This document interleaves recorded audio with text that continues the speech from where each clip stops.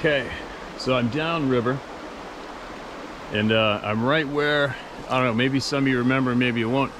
Last winter, I hiked down here to go steelhead fishing in the winter. There's two guys on the near side of the river, and they were right up here, up in that grass.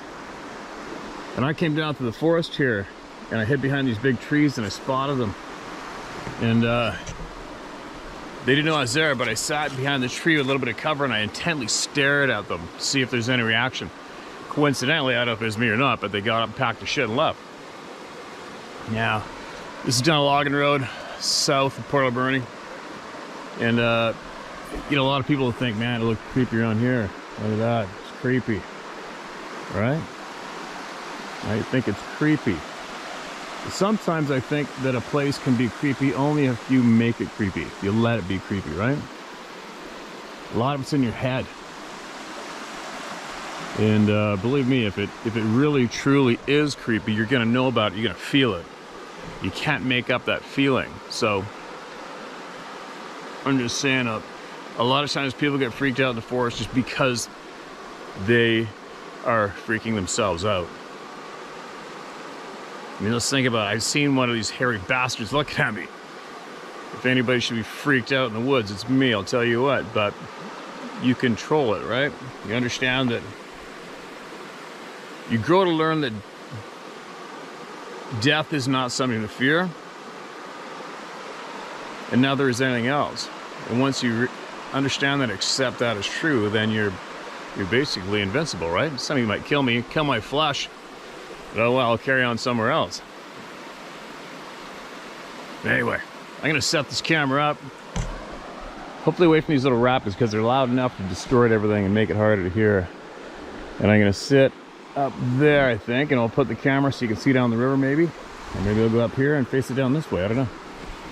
But this water's a lot more cold than the river back home, because the river behind the house is lake fed. It's easy to swim in and try to film fish, but this one's freaking cold. It's mountain runoff. So maybe I'll share some videos to try to get up the guts to go in with my underwater camera and see if anything's swimming around in there. I know there's summer run steelhead here somewhere. Anyway, I'll get away from this water sound and get some voices heard. Alright, so I'm gonna hold the camera. This will be a first, hope it's not too jiggly. And any vehicular sound you hear, there's a logging road not too far above me, and it's pretty busy. Pretty busy, even though it's frickin' hot out. See the river? How's that for an angle there? Let's see what we got. See if I can pull this off. See what I got. Hundreds. Hundreds. Alright, here we go. This is red. This is titled Hold the Camera Steady, You Bastard. This is titled Dread and Terror, followed by Seeing True Predator-like Entities. Hey Steve, this experience happened when I was working graveyard snowmaking at Big Mountain Ski Town 50 miles south of Lake Tahoe.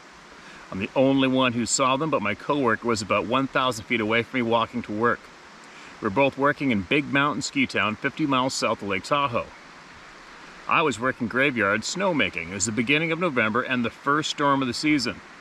All of our other coworkers ended being an hour late because of snow on the road this night, and there were about 15 other people living in this town. The pump house that was our base camp for snowmaking was about a half a mile on the tree line outside of the town, so me and this coworker would normally walk along the street line because it was faster than going through the town with light. This night, once I got to the last building, before I started walking into the tree line, I was hit with an intense feeling of terror and dread that stopped me in my tracks. I took a second, shined my flashlight around, and didn't see anything, and noticed my coworker was walking down the same path, so I decided to walk further. Once I got about 300 feet further, that feeling of dread and terror doubled in intensity. This time when I shined my flashlight into the tree line, I came across the outline of a translucent bipedal entity standing next to a tree. and once my light hit it, it crouched down. At first I thought I was just seeing shadows, then about 10 seconds later I see a second one comes out from behind a tree, barely into my light, and I could see it turn its chest towards me. And 5 seconds later, it walks behind another tree towards the first one. At that point I was freaked out. I turned around to see where my coworker was, and then I turned back around and couldn't see the first one by the tree and started jogging backwards to my coworker. The crazy part is when I got to my coworker, he was walking backwards toward me as well, and he said he had the same feeling of fear and terror I did, but also could feel something steering at the back of his head since he left the house. The feeling went away once we met up together, but I've never felt a feeling like that before or since, and I'm very experienced with coming across black bear and mountain lions. I've never felt that. It felt primal, as if it's a warning system built into our DNA from the old times. I told my coworker about what I saw after we were done with snowmaking for the season, and after that he never wanted to talk about that night again. Now I still kind of put this experience in the back of my mind and kind of played it off as my mind playing tricks on me until I remembered having the UFO experience about a year ago. If a UFO will lure me out of my house with insane vivid lights, then I don't know, anything's possible. I really question it now. So the UFO experience happened in May of 2019. I was living at one of my family farmhouses on their 5,000-acre hop farm up in central Washington, Yakima Valley. I was having trouble sleeping this night, and about 1:45 a.m. I decided I was going to go downstairs to smoke a bowl, as my room was on the top floor and I smoked in the garage. As soon as I got out of my room, I noticed the entire house is being filled with blue and red light. I have family all along this street. My phone just blanked that story out. Hold on a minute. Well, that was weird. My phone just absolutely blanked out and then went to my home screen. I have family along this street and a cousin and uncle in a different house right across the street from my first. Right across the street, there's lack of punctuation. My first thought was that maybe there was a cop or ambulance at their house because I've had other family in the area that had their house broken into, with them in there. Once I walked out the front door, there were two big willow trees in my front yard, and right in the middle of both of them in the sky was a flying saucer. A slightly curved metallic top and bottom, and the middle was completely square windows. At each window and a different color light coming out of them. The colors were blue, red, yellow, green, purple, orange, and the lights breathed all together as they would fade in and out, but always were very bright.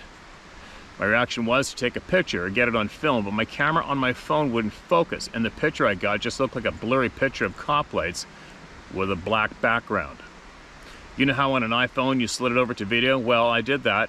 It kept getting bounced back to picture. And after the third time, a message came up saying, "Video feature unavailable now."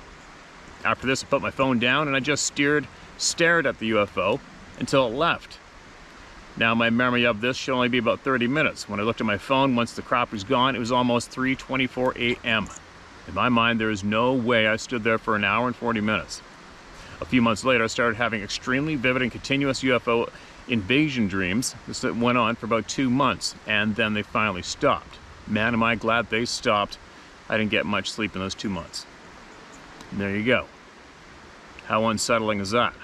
Especially the two predator-like beings, which you can't deny this shit's being seen, and where the hell did Hollywood get that idea from, right?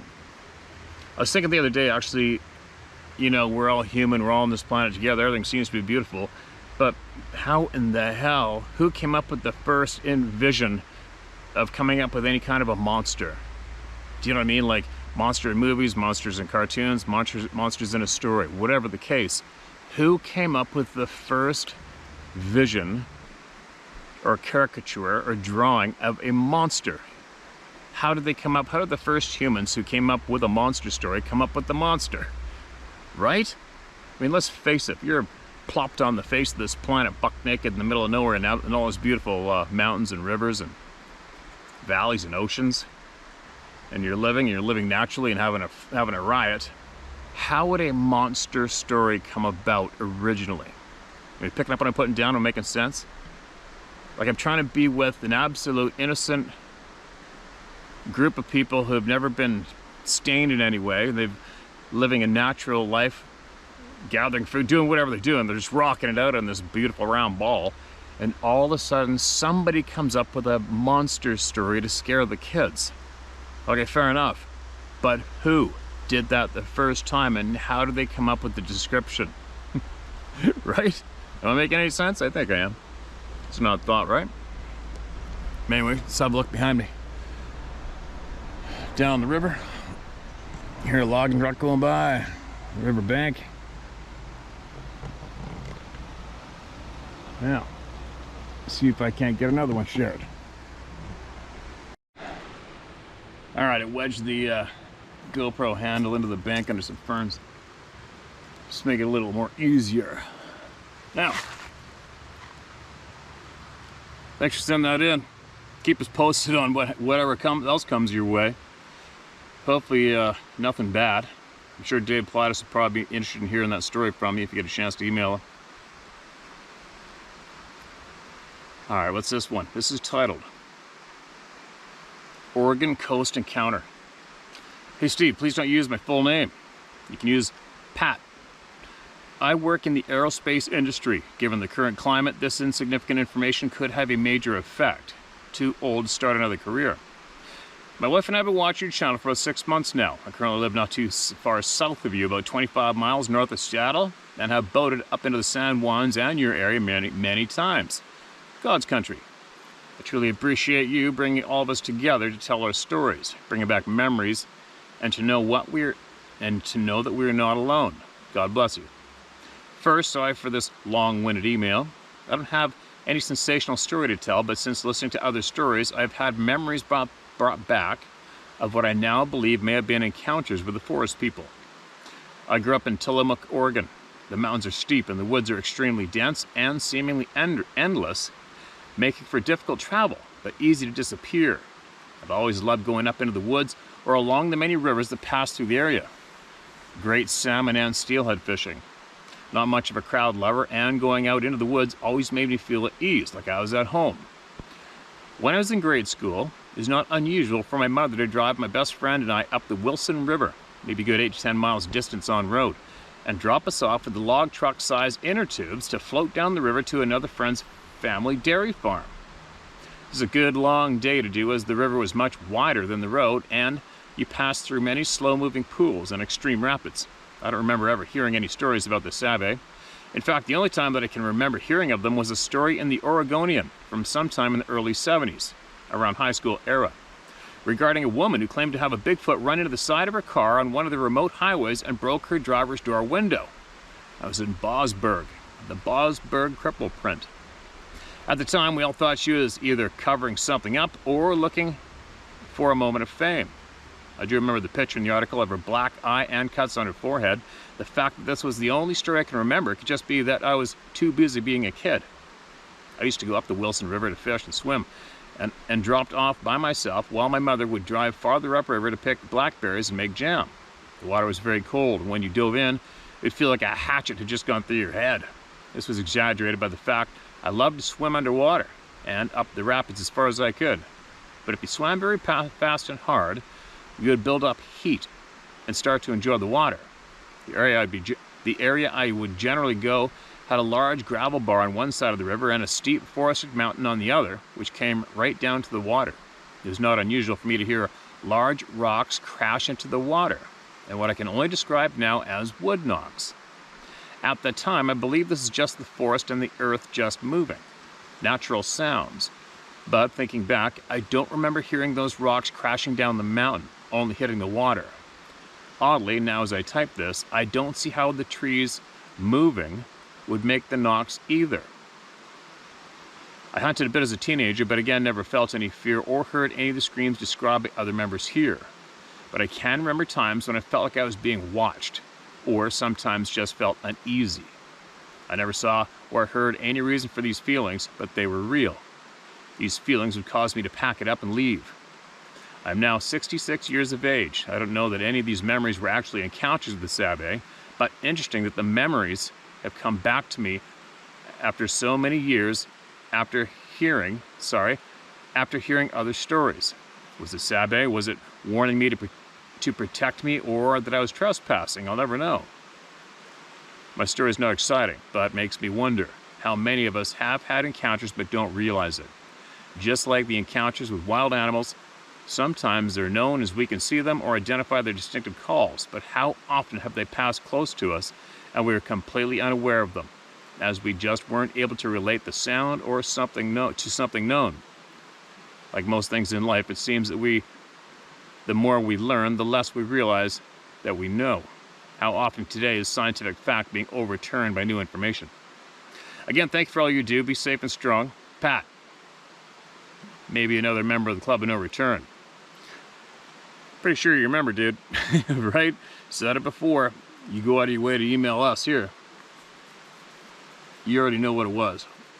You're just sharing that fact somewhere safe with many people that have the exact same experience, right? Always look up, they say. Big trees here. Thanks for your time emailing us, man. Send it in. Send in more if you come across more in the future. All right. Here's another one. This is titled "Brief and to the Point." Steve, I thought it might be useful to tell you that I appreciate the people's stories. They're good stories. 5 years ago, I suffered a massive stroke. I was not expected to survive. Actually, I had no fewer than 5 strokes wrapped up into one event. One of the lingering effects was that my creative juices went away. I'd been a writer, which suddenly I was unable to do. That sucks dick. How the hell does that work?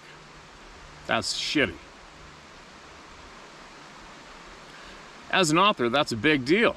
I'm a guy who is not inclined to cowardice. Rather, I like the underdog, the guy who ignores his fear and fights the bully. I'm the guy who doesn't quit. The stories help me find the writer inside me again. I have a goal to publish my writings, essays, poems, short stories, etc. Thanks for doing what you do. They help me. By the way, life is a series of stories in which we are the characters. By the way, I am not a member of the Club of No Return directly, nor do I ever want to be. I do not. My name is Adrian Horian, living in Hartford, Wisconsin. Adrian, absolutely appreciate that positive email, man. Absolutely stoked that this is helping you and helped you out. It's good news. Makes me sick when I hear people lose either their ability to or their drive to enjoy their passions in this lifetime, right? That's why we're here. Here comes another one. Feeling of being watched. Howdy, Steve. You can use my name if chosen. My name's Randall Carroll from Central Florida, and had an experience while visiting my uncle up in the Appalachian Mountains of West Virginia / Eastern Kentucky. He lives way back in a hollow called Flint Gap. The homestead he built was named the middle of the world by him and my aunt because it's just an amazingly beautiful and very remote place. His nearest neighbor is at least 10 miles away. While visiting him, I decided to take a ride in my Jeep to try to get familiar with the area. As I was driving up an old logging road, I came up a very old plot of graves. The graves were so old, the stones were just large, flat shards of sandstone with no identifiable names or dates on them. As I stood there, I got this overwhelming feeling of being watched. Steve, I grew up hunting, and the woods has always been my second home. Being of Cherokee descent, this is how I was raised, and being in the deep woods is simply second nature for me. But I've never in all my 53 years on this earth felt such a feeling of being watched like that. It literally shook me up, Steve. I began to look around and scanning the tree lines in order to spot the person who was watching me, but I didn't see anyone. It was dead silent up there as well. No birds chirping, no bugs buzzing, not even a breeze blowing to break the deafening silence. I quickly, almost in a panic, got back in my Jeep to get the hell out of there when I heard 3 loud tree knocks, followed by a falling tree. The knocks were loud as shit, and the falling tree even louder. I spun head around to look in the direction of the knocks and falling tree, and I seen this good-sized birch tree laying on the ground not 40 yards from where I was standing. And standing at the base of this birch tree,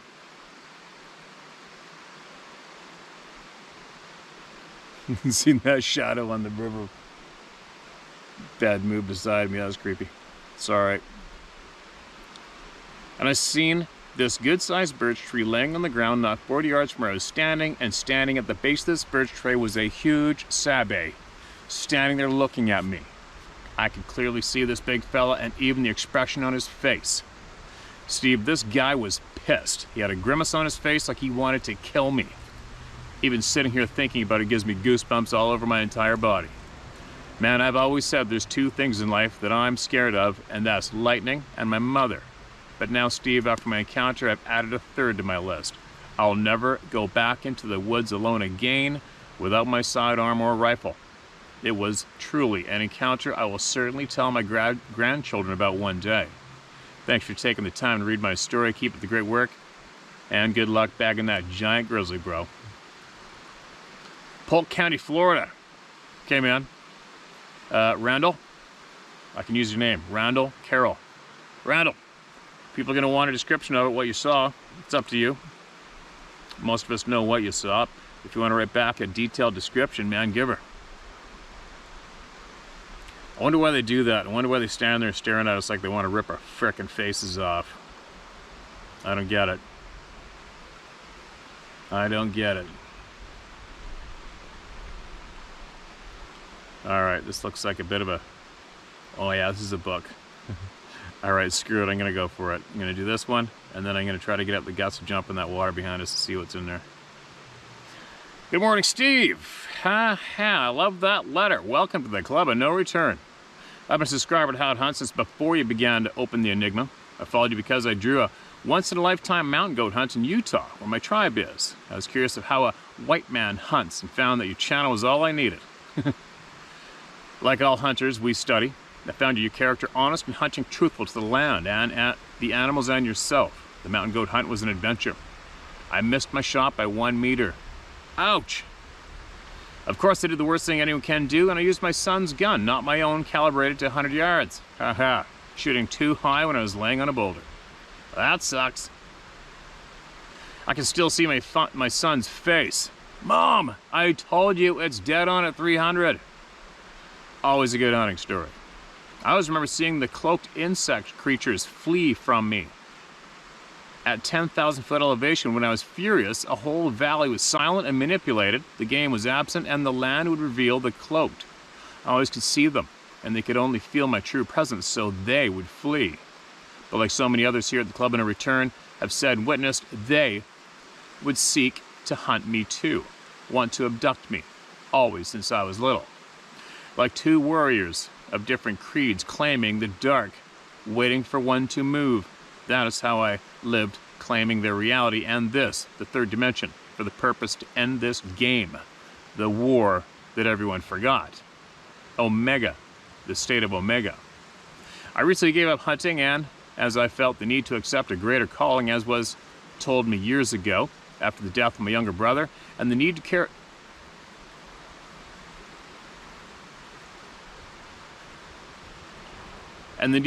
his purpose forward. I guarded his last 8 years battle with pancreatitis, watching him die 12 times. Oh, that sucks. Until his purpose called him to die. I'd always protected him, his older sister, 4 years his elder. Our childhood was very difficult as most of the reservation and the poverty of the 80s. His loving and bright gentleness was precious to me. His life was on my guard, my watch, so I lived as a knight to a king. His death ended that purpose, and his greater calling became mine, as any fallen warrior would give. His purpose was to teach and heal, completely contrary to my true purpose. But again, I always knew the war, the game plans, and my own directive, that all warriors seek and sacrifice to peace. A warrior, we may know, is Heyoka to the Lakota. The samurai have a creed of this purpose as well, a contraire, the opposite, the mirror to one's true being.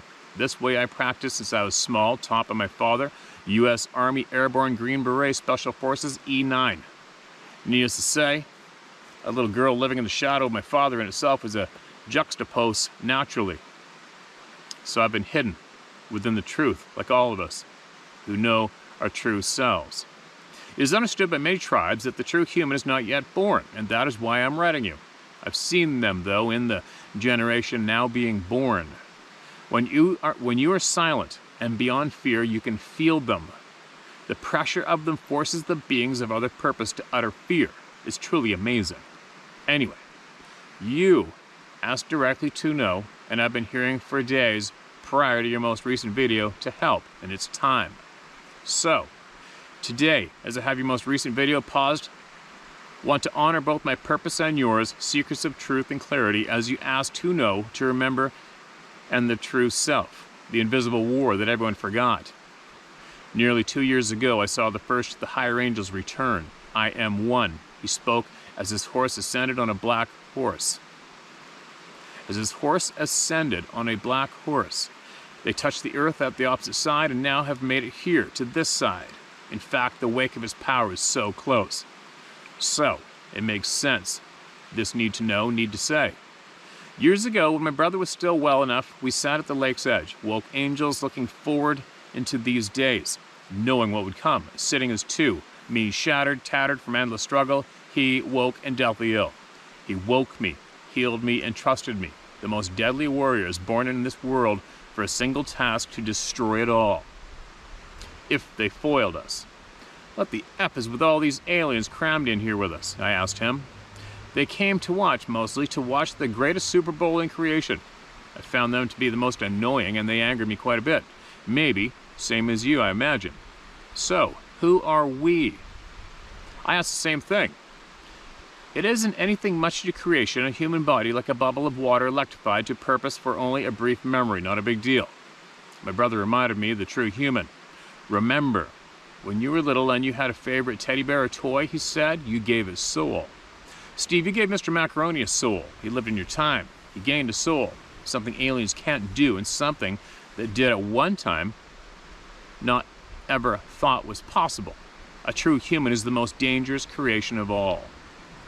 We sat at the lakeside that day, 2 of 1, and I remembered a memory from my living in the human life prior to being woke. A simple memory when I was shopping with my son and living happy day to happy day, and the universe blasted through to me. The universe is binary. I thought of that in the moment when we sat together on the lakeshore, 2 of 1. My brother, peace and suffering, and me, warrior and fallen. He didn't know the things I knew. He was concerned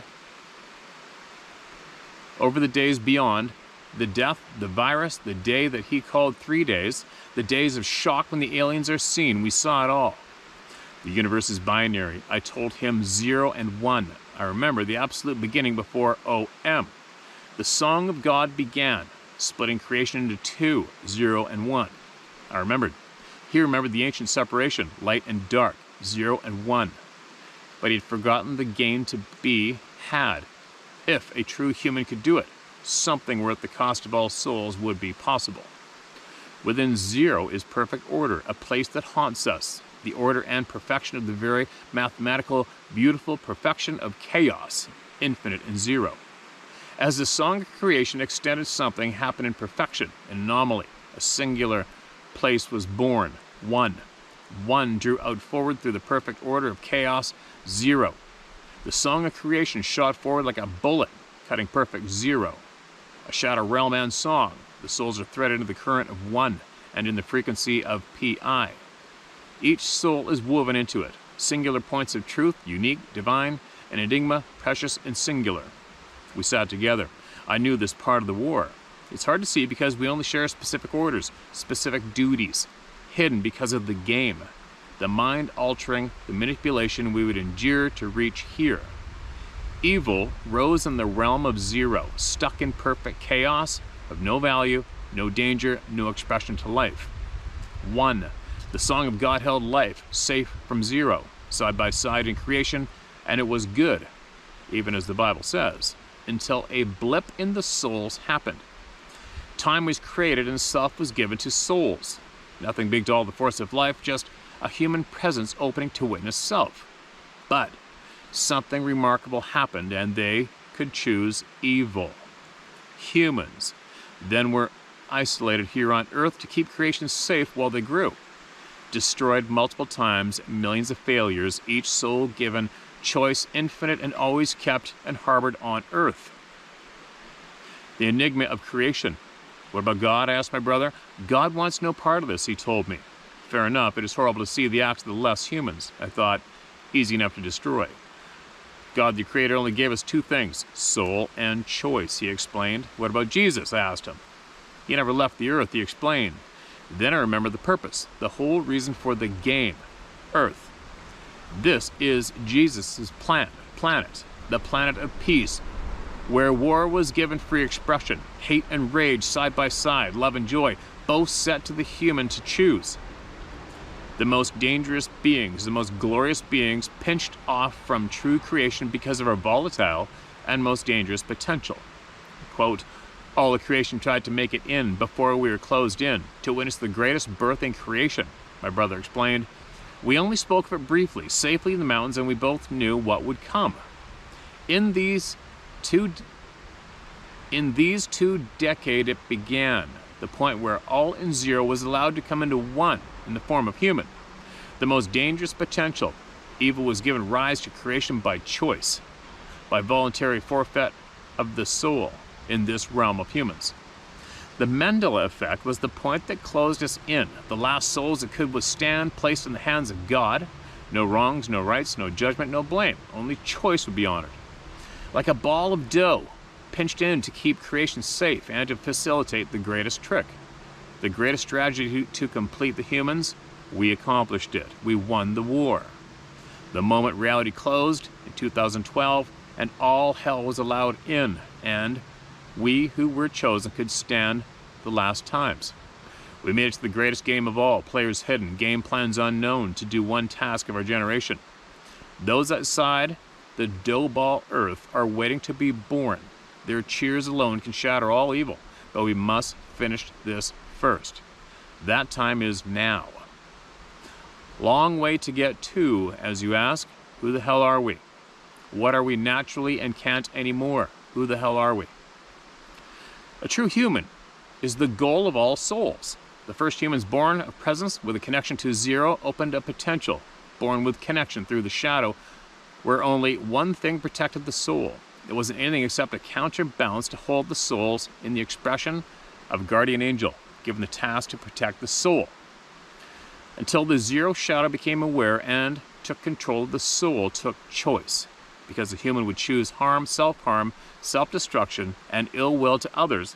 So the protector stepped in front of the soul, and with the only directive to protect the soul at all cost.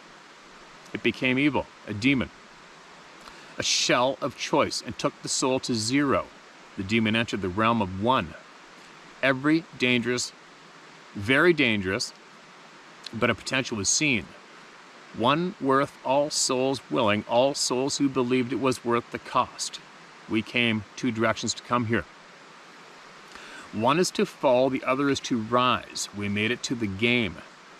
2/3 of all souls here and now would choice to forfeit their souls, the trophy, to evil. The trophy is the heart of the seat of the soul, the blood sacrifice so often and sadly offered in human history. The other 1/3, tested in this third dimension, would become true humans. They would never get at the end of all the horror, the disassociation to creation. They would never lose their heart, cease their soul, deny their choice. That was the playbook, the agreement that each of us made. Each of us with set game plans woven into our codes, our souls, hidden from those that would seek to manipulate the game, seeking the right souls to harbor, to control as pawns, trophies. But the game has a trick, a potential, because evil would never be allowed out. It is only a choice, and we agreed to be here together, villain and victim, guilty and innocent. It is a trick, test, to see what the soul would choose. And those who always choose evil will be removed. But the zero souls who brought evil to one actually took the hardest and most notable deeds. They forfeit to trick evil here, where we could overcome it forever. And that is what we do in our generation, the next 70 years. But we have help. The new generation is being born now that came from outside the dough ball world. They come with clear directives and clear powers. They do not need to do our task when we, with demons, overcome. We, too, must forget the warrior ways. So it is, this planet, the planet of peace, we do this. This question you need to ask is, who are you? Remember, know thyself, your creed, your origin. Your home place is beyond this place. You find that place in the beat of your heart, and with true purpose, you are born on the battlefield, where you are very important and very much loved and honored.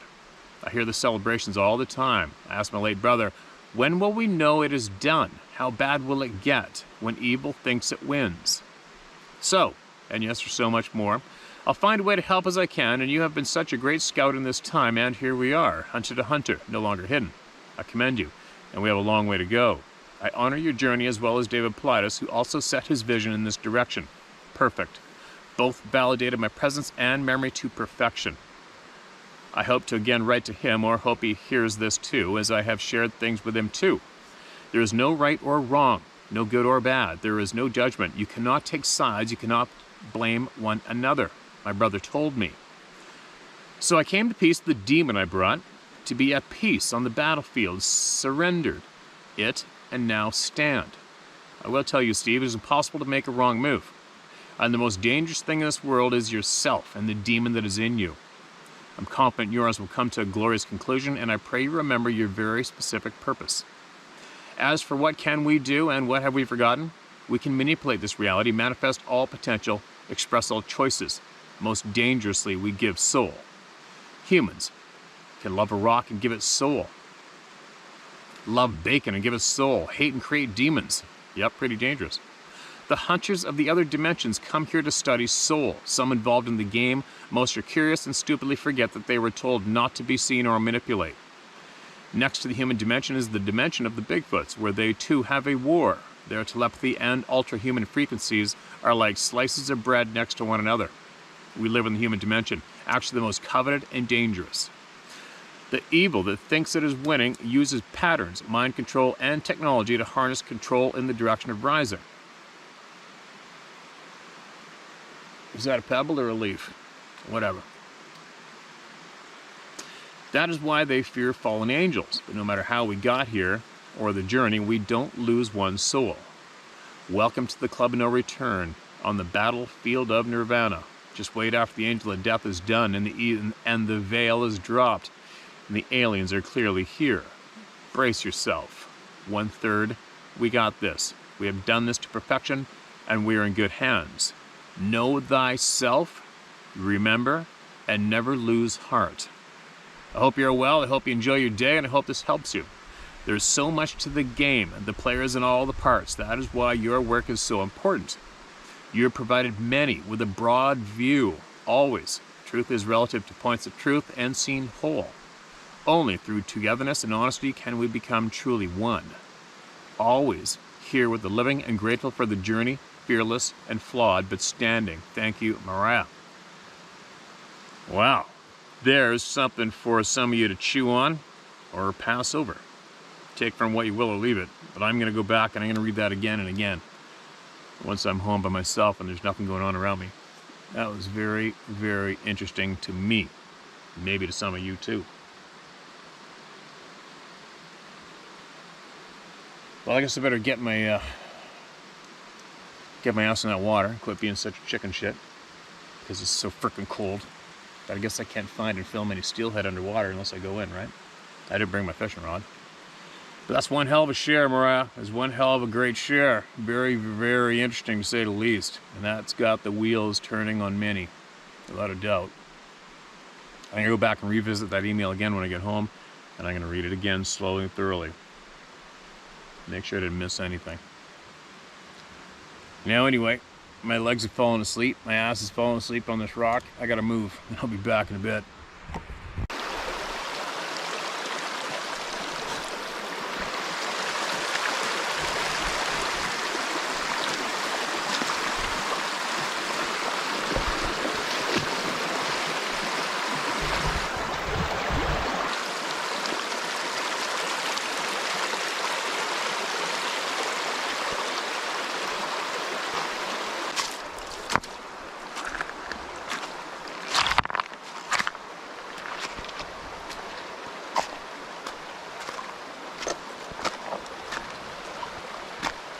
Walking along rivers, just what you want to do when you want to bump into something. Works for me anyway. I didn't say I wanted to bump into something though.